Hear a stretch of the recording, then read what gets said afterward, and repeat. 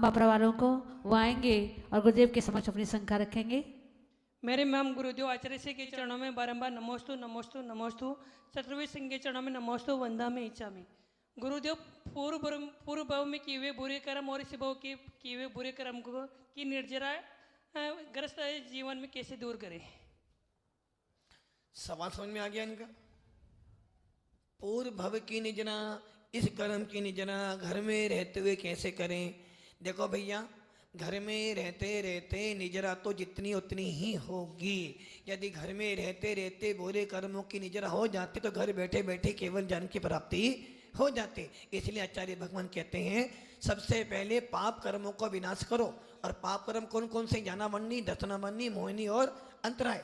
जब ये पाप कर्म नष्ट हो जाएंगे केवल ज्ञान की प्राप्ति हो जाएंगी। और केवल ज्ञान की प्राप्ति हो जाएगी घर अपने आप।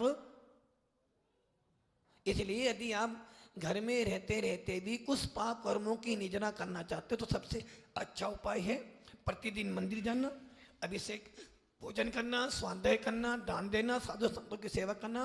तो धीरे धीरे कुछ कर्म आपके काम हो सकते हैं, किंतु सर्वथा सारे पाप कर्म आपके विनाश को प्राप्त होने वाले नहीं है। यदि करना चाहते हो तो एक ही मार्ग है, साधु बनो और सारे पापों को नमस्ते करो। श्रावण की जो निर्जरा होती है वो हाथी के स्नान जैसी होती है।